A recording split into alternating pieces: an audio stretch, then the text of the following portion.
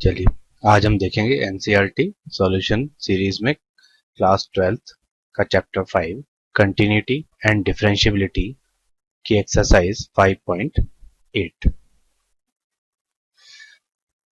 ये exercise Rolle's theorem और mean value theorem इनके ऊपर बेस्ड है। रोल्स थ्योरम क्या है ये देख लेते हैं।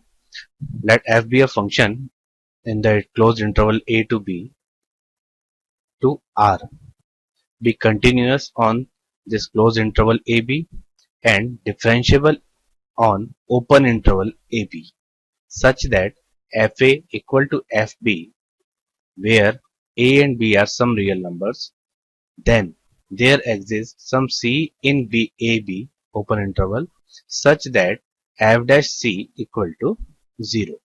तो यहां पर आपके पास कोई फंक्शन है f जो interval a to b close interval a to b से रियल नंबर्स के सेट पर डिफाइंड है और इसके साथ कंडीशन है यहां पर कि ये फंक्शन f कंटिन्यूअस है क्लोज्ड इंटरवल ए बी में। ये पहली कंडीशन है। Second and differentiable on open interval, second condition हो गई है कि डिफरेंशिएबल है ओपन इंटरवल में। और थर्ड कि जो एक्सट्रीम पॉइंट्स हैं इनके एंड पॉइंट्स हैं उन दोनों पर फंक्शन की वैल्यू इक्वल है, F A equal to F B.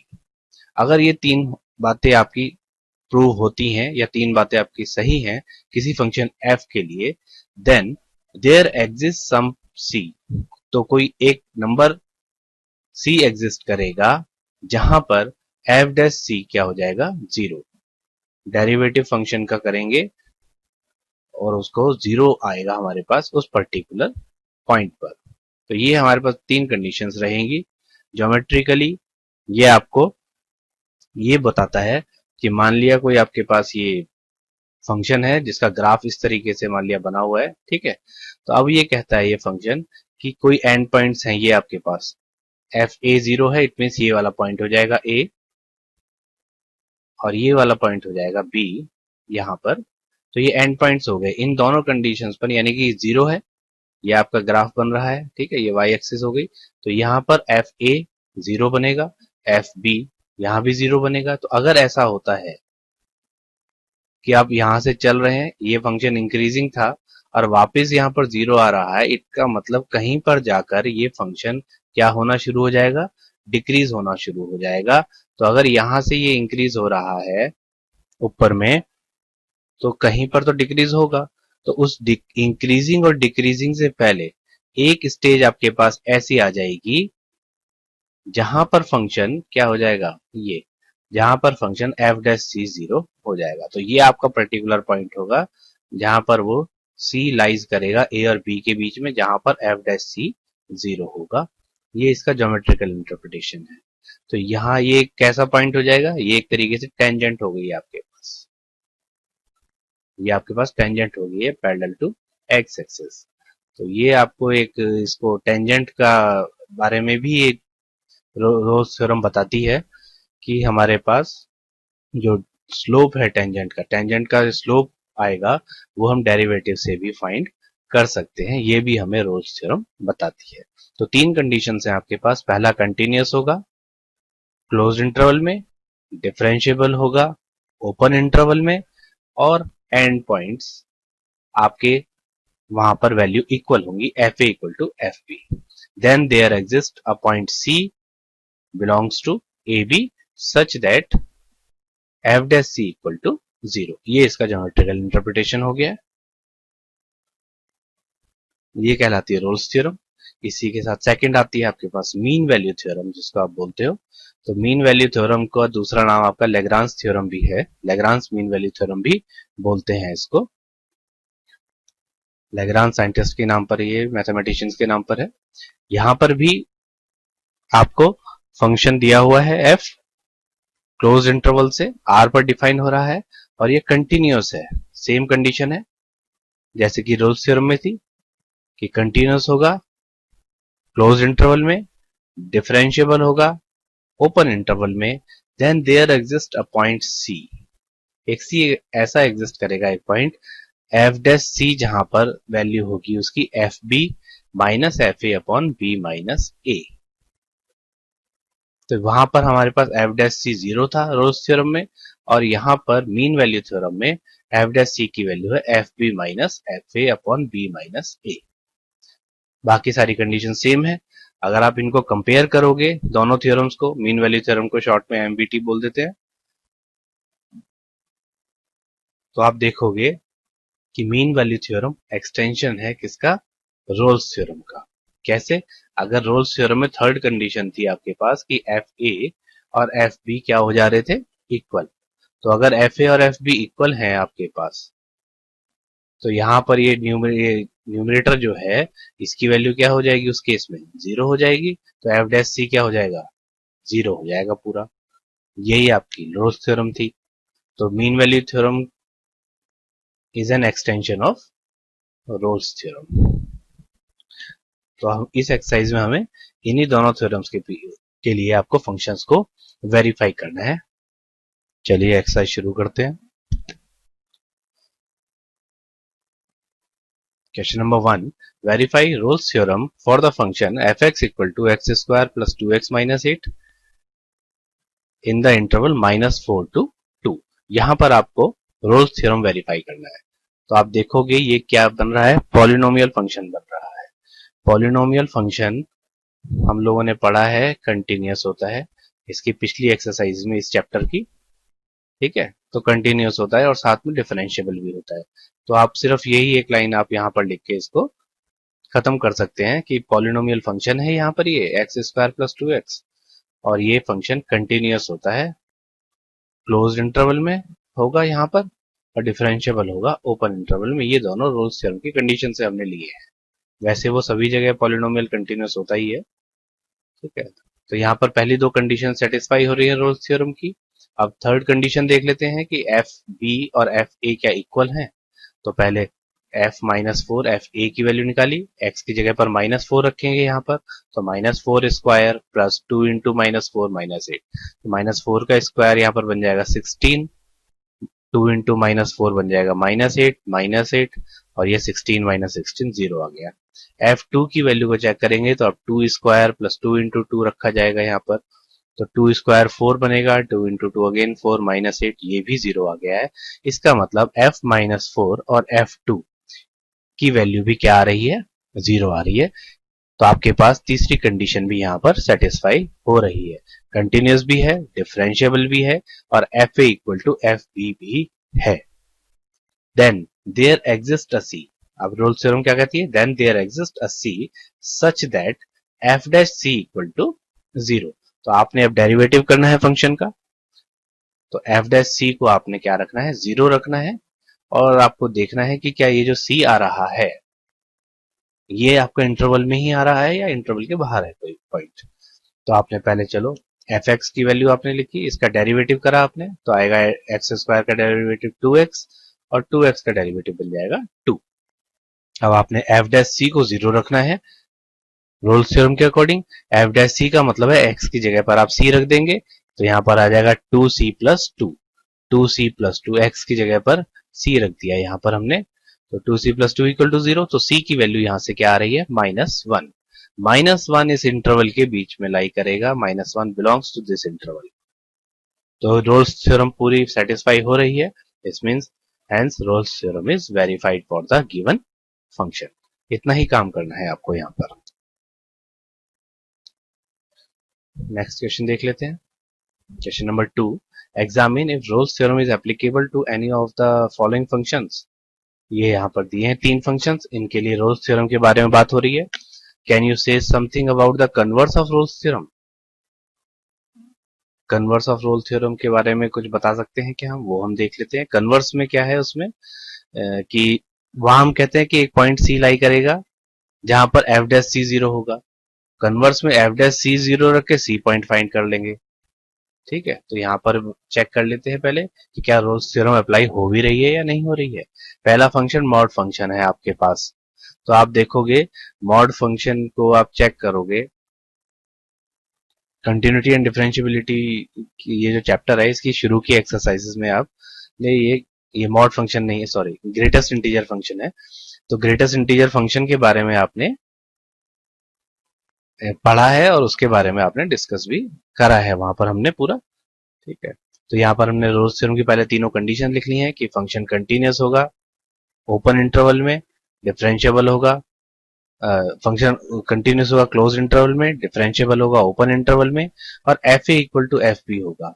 Then there exist some C belongs to A B such that F Z C equal to 0। ठीक है, और अगर इनमें से कोई भी कंडीशन फॉलो नहीं हो रही है तो रोल्स थ्योरम एप्लीकेबल नहीं है।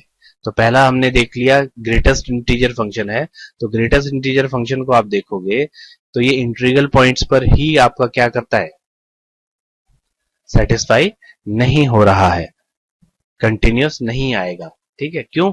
क्योंकि जैसे हमने मान लिया 5 पर आप चेक कर रहे हो, ठीक है, तो जब आप 5 प्लस एच रखोगे, 5 प्लस एच का मतलब है कि 5 से थोड़ी सी बड़ी वैल्यू, 5 से थोड़ी बड़ी वैल्यू का मतलब 5 पॉइंट समथिंग।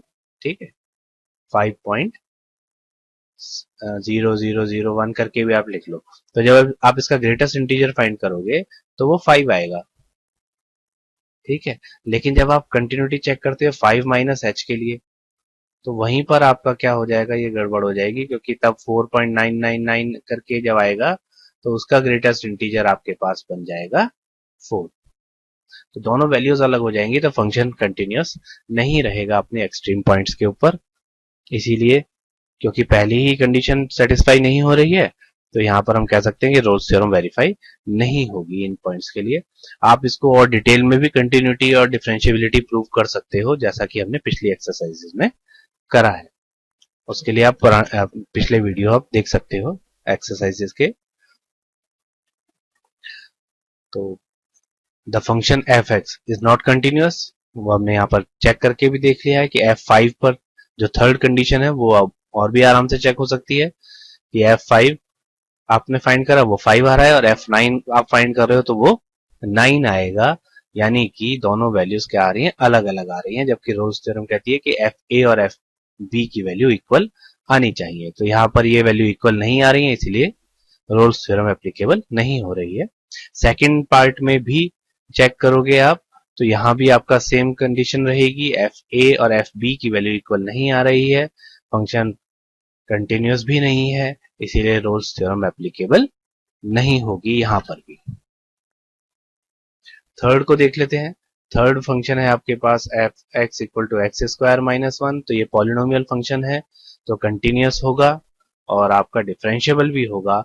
लेकिन अब थर्ड कंडीशन देखते हैं, तो 1 और 2 के इंटरवल के बीच में देखना है, तो f1 की वैल्यू आपने फाइंड करा, तो 1 स्क्वायर माइनस 1 दैट इज 0 आ रहा है, और 2 रखने पर 2 square means 4 minus 1 that is 3। तो एफ ए और एफ बी की वैल्यू यानी F1 और F2 की वैल्यू इक्वल नहीं आ रही है, इसीलिए ये फंक्शन आपके पास क्या है, कंटिन्यूअस नहीं है। ये यहाँ पर एक्स स्क्वायर फंक्शन की वैल्यू है, एक्स स्क्वायर माइनस 1 ये फंक्शन है। तो ये फंक्शन क्या है आपका, यहाँ पर रोल्स थ्योरम एप्लीकेबल नहीं होगी, नॉट एप्लीकेबल। ओके, ये टाइपिंग एरर है, इसको इग्नोर कर दीजिएगा। नेक्स्ट देखते हैं, अब तीनों पार्ट हमने देख लिए इसके। Question number third, if function is differentiable function. अब यहां पर ये कह रहा है कि फंक्शन डिफरेंशिएबल है, गिवन है हमें, and if F dash x does not vanish anywhere, और एफ डैश एक्स जो है वो कहीं पर भी जीरो, वेनिश मतलब कहीं पर भी जीरो नहीं हो रहा है, खत्म नहीं हो रहा है, then prove that F minus 5 not equal to 5। Okay, तो वही कंडीशन आप यहाँ पर दोबारा से देखते हैं, ये कह रहा है डिफरेंशिएबल है, तो डिफरेंशिएबल है तो जो भी फंक्शन डिफरेंशिएबल होगा वो कंटिन्यूअस तो होगा ही होगा, ये हमने पिछली एक्सरसाइजेस में पढ़ा है। तो every differentiable function is a continuous function. तो रोल्स थ्योरम की पहली दो कंडीशन तो सीधी सीधी सेटिस्फाई हो ही रही हैं, तो आप एज इट इज लिख देंगे function is continuous in close interval and differentiable in open interval. ठीक, अब हम आगे देखते हैं, क्योंकि यहाँ फंक्शन वेनिश नहीं हो रहा है, एफ डैश सी 0 नहीं आ रहा है, तो अब हम यहाँ पर क्या लगाते हैं, मीन वैल्यू थ्योरम लगाते हैं। मीन वैल्यू थ्योरम कहती है एफ डैश सी की वैल्यू क्या हो जाएगी, F B minus F A. तो बी क्या है, यहाँ पर 5 है एंड पॉइंट्स, और ए है -5, तो F5 minus F of -5 upon B minus A means 5 minus -5। तो ये -5 मिलके 10 बन जाएगा आपका डिनोमिनेटर में यहाँ पे। ठीक है, ये 10 हो गया है, ऊपर वैल्यू एज इट इज रखी गई है। तो यहाँ 10 मल्टीप्लाई में चले जाएगा, क्रॉस मल्टीप्लाई, तो ये बन जाएगा 10 F dash C equal to f5 minus F of -5। अब ये कहता है कि गिवन फंक्शन वैनिश नहीं हो रहा है, यानी जीरो नहीं हो रहा है। इसका मतलब जो एफ डैश सी है वो जीरो नहीं है। एफ डैश सी जीरो नहीं है यानी कुछ ना कुछ क्वांटिटी है। तो ऐसा तभी हो सकता है कि जब ये दोनों वैल्यूज f5 और f5 -5 इक्वल ना हो, क्योंकि अगर इक्वल होते तो ये वैल्यू क्या हो जाती, जीरो। तो इससे हमें ये पता चलता है कि एफ डैश एस वैनिश नहीं हो रहा है, इसका मतलब ये value not equal to zero है। ये value not equal to zero है, तो यहां से आप f5 is not equal to -5 आएगा, और यही हमें प्रूव करना था। Hence proved. तो मीन वैल्यू थ्योरम से छोटा सा क्वेश्चन बन गया ये। क्वेश्चन नंबर 4 देखते हैं। Verify mean value theorem if f(x) equal to x square minus 4x minus 3 for x belongs to AB where a equal to 1 and b equal to 4। तो and points यहाँ पर अलग से लिख के दे दिया है इसने कि 1 और 4 है आपके पास जो इंटरवल है। अब यहाँ पे भी आपको यही काम करना है। फंक्शन क्या है आपका, पॉलिनोमियल फंक्शन है। पॉलिनोमियल फंक्शन कंटिन्यूअस होता है, ठीक है, तो हम यही लिख देंगे, polynomial function is continuous in close interval. Next differentiable, polynomial function is differentiable in open interval. और उसके बाद हम थर्ड कंडीशन पे आएंगे, मीन वैल्यू थ्योरम की बात करता है ये। तो अब आप क्या करोगे, एफ डैश सी, एफ डैश सी निकालेंगे। तो एफ डैश एक्स कितना हो जाएगा, जब आप फंक्शन का डेरिवेटिव करेंगे एक्स स्क्वायर माइनस 4x का, तो एक्स स्क्वायर का डेरिवेटिव 2x माइनस 4। तो ये आपके पास आ गया, एफ डैश एक्स की वैल्यू आ गई 2x माइनस 4। एक्स की जगह पर आप c रख देंगे यहां पर, तो आपके पास आ जाएगा 2c माइनस 4। ठीक है, लैग्रांज मीन वैल्यू थ्योरम कहती है कि एफ डैश सी किसके इक्वल होगा, F B minus F A upon B minus A के। तो यहाँ पर b और a क्या है, 4 और 1। तो आप पहले 4 रख देंगे, f4 minus f1 upon 4 minus 1, ये आ जाएगा आपके पास। f4 की वैल्यू के लिए फंक्शन में आप x की जगह पर 4 रखेंगे, तो फंक्शन में आप x की जगह पर 4 रखेंगे तो बन जाएगा ये 4 स्क्वायर माइनस 4 इंटू 4 माइनस 3। और यहाँ पर रखेंगे तो 1 स्क्वायर माइनस 4 इंटू 1 माइनस 3। तो 1 का स्क्वायर 1 ही होता है, इसीलिए यहाँ पर 1 लिख दिया गया डायरेक्ट। ठीक है, तो नेक्स्ट स्टेप में आपके पास 4 स्क्वायर 16 माइनस 16 कितना हो जाएगा, 0। ये दोनों तो यहां से भी 16, यहां से भी 16, ये दोनों 0 हो गया, बचा -3। तो पहले ब्रैकेट में -3 आ गया, दूसरे ब्रैकेट में आप देखोगे यहाँ पर -4 -3 -7 और 1 -7 दैट इज -6 आ गया आपका। तो माइनस माइनस प्लस हो जाएगा, तो -3 प्लस 6 मिलके बन जाएंगे +3। तो आपने +3 लिखा, 3 कैंसिल आउट कर दिया, तो ये आपके पास 1 आ गया यहाँ पर। इसके बाद 4 की आपने साइड चेंज करी तो 1 + 4 दैट इज 5। तो c की वैल्यू आ गई आपके पास 5/2। 5/2 मीन्स 2.5। ओके, और 2.5 है वो 1 और 4 के बीच में लाई करेगा। Hence the mean value theorem is verified. c lies between the interval, hence the mean value theorem is verified for the given function. Okay, next चलते हैं क्वेश्चन नंबर 5।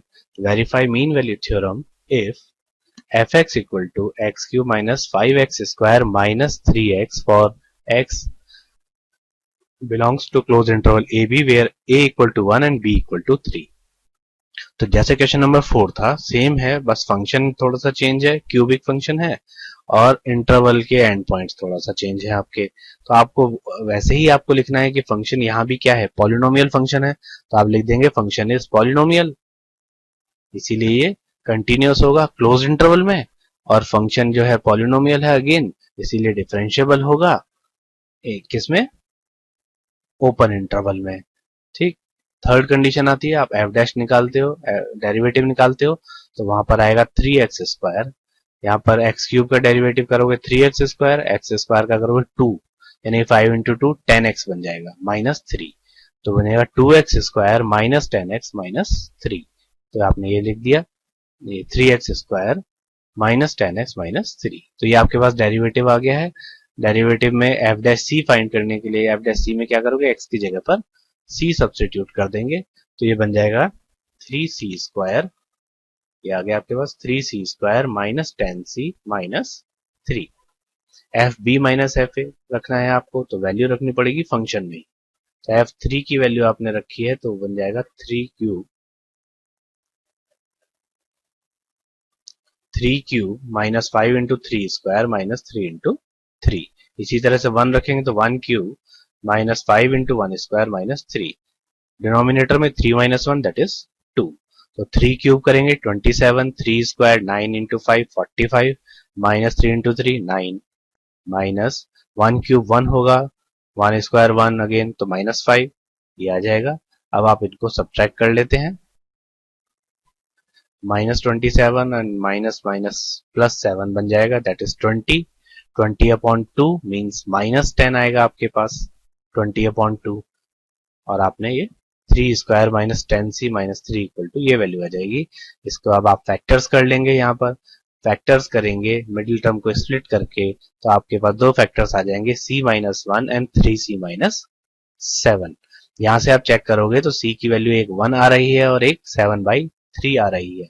वहां पर लिखा है देयर एग्जिस्ट अ सी, कोई एक पॉइंट ऐसा exist करना चाहिए। ये कोई जरूरी नहीं है कि एक पॉइंट हो, एक से ज्यादा भी हो सकते हैं, और एक तो होगा ही होगा, देयर एग्जिस्ट अ सी, कम से कम एक तो होगा ही होगा। तो ये 1 ऑलरेडी एंड पॉइंट्स है, इसको अगर आप छोड़ भी दोगे तो 7/3 मीन्स 2 पॉइंट समथिंग आएगा, तो ये वैल्यू बिलोंग करेगी आपकी 1 और 3 के बीच में, इंटरवल में। तो आपका जो कंडीशन है वो फुलफिल हो रही है मीन वैल्यू थ्योरम की, hence the mean value theorem is verified for the given function. Question number 6 देख लेते हैं। Examine the applicability of the mean value theorem for the three functions given in above exercise 2। तो question number 2 ही है, उसको ही आपको check करना है, यानी ये तीनों फंक्शन आपके जो क्वेश्चन नंबर 2 में थे, रोल्स थ्योरम अप्लाई कर रहे थे, तो यहाँ पर हम मीन वैल्यू थ्योरम अप्लाई करके देखना चाहते हैं। तो इसमें भी आप पूरा काम करने की जरूरत नहीं है, मीन वैल्यू थ्योरम की भी पहली दो कंडीशन सेम ही है कि वो फंक्शन क्या होना चाहिए, कंटिन्यूस होना चाहिए और डिफरेंशिएबल होना चाहिए। तो यहाँ पर ये कंटिन्यूस नहीं आ रहा है उसमें, ठीक है, तो आप लिख दोगे कि वही फंक्शन कंटिन्यूस नहीं है और डिफरेंशिएबल भी नहीं है, तो मीन वैल्यू थ्योरम एप्लीकेबल नहीं है फर्स्ट पार्ट में। सेकंड पार्ट में भी सेम ग्रेटेस्ट इंटीजर फंक्शन ही दिया हुआ है, तो उसके लिए भी कंडीशन वही रहेगी कि फंक्शन कंटिन्यूस भी नहीं है, डिफरेंशिएबल भी नहीं है, इसीलिए मीन वैल्यू थ्योरम भी एप्लीकेबल नहीं होगी यहाँ पर भी। थर्ड पार्ट में फंक्शन इज कंटिन्यूस इन, क्योंकि ये पॉलिनोमियल बन था आपके पास, तो पॉलिनोमियल तो आपके पास कंटिन्यूस होता है, डिफरेंशिएबल भी होता है। अब बचती है थर्ड कंडीशन, थर्ड कंडीशन में एफ डैश करते थे तो 2x आएगा, उसके बाद एफ डैश सी की वैल्यू होती है F B minus F A upon B minus A. यहाँ वैल्यू सब्स्टिट्यूट कर दी, एफ डैश सी कितना हो गया 2c, यहाँ पे x की जगह पर c रखेंगे तो 2c। F B means x² minus 1 था, तो 2² माइनस 1 आएगा, यहाँ पर 1² माइनस 1 आएगा f1 की value, 2² means 4, 4 minus 1 that is 3, और 1 माइनस 1 0 हो जाएगा, तो c की वैल्यू आ रही है 3/2, और 3/2 1.5 मीन्स इसके बीच में लाई करेगा। तो इस फंक्शन के लिए आपकी कंडीशन वेरीफाई हो रही है थर्ड पार्ट के लिए, hence mean value theorem is verified for the given function. तो इस फंक्शन के लिए मीन वैल्यू थ्योरम वेरीफाइड हो रही है, पहले दो पार्ट्स के लिए नहीं हो रही थी, लेकिन थर्ड पार्ट के लिए वेरीफाई हो रही है। इसी के साथ ये एक्सरसाइज समाप्त हो जाती है। नेक्स्ट एक्सरसाइज और नेक्स्ट वीडियो, नेक्स्ट चैप्टर के लिए आप चैनल को सब्सक्राइब कर लीजिए और बेल आइकन प्रेस कर दीजिए ताकि आपको समय पर नोटिफिकेशन मिल सके। Thank you.